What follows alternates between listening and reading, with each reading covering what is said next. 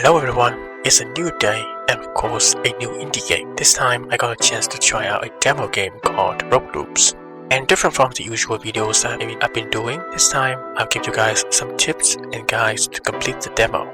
So what is Rouge Loops? Well, you're playing as a family of 4 people. This family seeks immortality and they got a wish, but then they realized immortality is a curse and they are now trapped in an endless cycle, hence the name Rouge Loops. The family has to break the loop by facing different challenges on the way each run. If you've played Hades before, you'll find the gameplay quite similar, even the art as well, but not as much. You start at a safe area.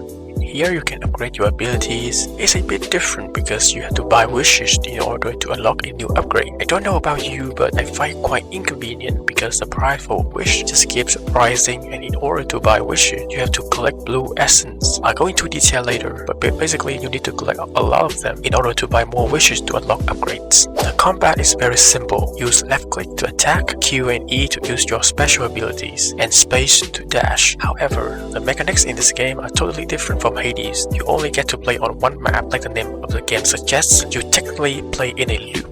Every time you clear a wave, you just move to the next chamber. Only the enemies get harder and harder. The boons in this game give you both an upgrade and a curse. So each time you get an upgrade, there will be a curse that goes along with it. They are either barrels that explode when you touch or get too close. Enemies explode when they die. A spooky skeleton head follows you just to spook you, and so on. But enough of that. In this video, I'll give you guys some tips and guides on how to overcome the challenges in this game. Now let's talk about your special abilities. There are different types of abilities you can acquire in this game, and each ability has a different elemental. It can be fire, ice, or storm. Nonetheless, they deal the same damage and have the same negative effect on the enemies, like stun. You hold Q or E to use special abilities, and whenever you use an ability, there's a circle that determines how strong your ability is. So if the circle turns yellow, that means the ability can deal max damage, and the enemies are guaranteed to die instantly. It's best to use abilities when the enemy's health is not at full, so you can easily kill them because it's actually quite hard to deal max damage. Next, I'm going to talk about all enemies in this game and how to deal with every single one of them. Just a disclaimer. I don't know the name of any of these mobs in the game, so I'm just gonna make it up. First is the Glob. This is the easiest mob in the game. The attacks are quite basic and easy to dodge. So what I do is that I wait until the attack arrow appears, dash behind and attack. Very simple. You should be dead very quickly. The next one is Spiky Turtle. This one is quite annoying because it has spinning attack that deals huge damage. Best thing to do is to dash away and try to stay as far away from it as possible. Once it stops spinning, immediately dash behind and kill it instantly since it's hella annoying.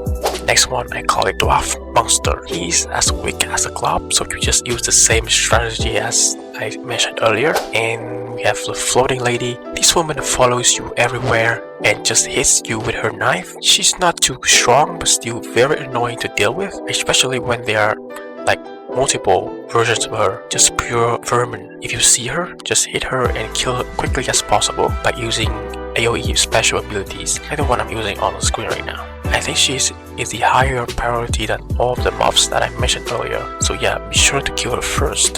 The next one is probably the most annoying, the tiny tree that shoots laser-like beams that completely demolish you when you step in it. When this enemy appears, you know the match is getting super tough. There are more mobs, more enemies, more annoying curses that leave you zero space to fight. And then the sky comes up. The beams move quite slow.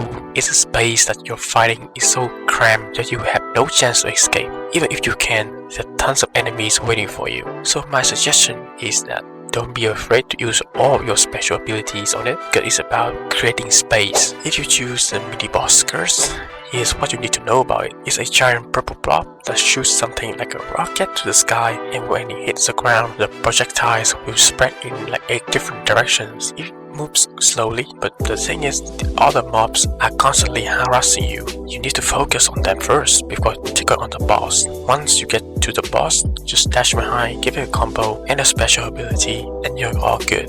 So last but not least, let's talk about the meta progression in this game and what boons you should choose to make the game a bit easier. So every time you complete a chamber, or as soon as you enter the game, you get a boon plus a curse. In my experience, The best boons are the ice ones because they can temporarily freeze enemies, and that's very huge in later stages because enemies keep appearing and you can be like overwhelmed. However, I think there's a boon that is superior to almost all of them. It's the one that gives you blue essence. Like I said earlier in the video, you have to buy wishes in order to upgrade your abilities, and you need blue essence. So I think this boon is the most essential one for the curse. Well, I think if you like challenges, always go for the hardest level, 3 stars, or if you want to just pass the level fast, as quick as possible, just choose below 3 stars. There are stages that forces you to choose a 3-star curse, but it only appears like 2 times, so you don't have to worry about it too much.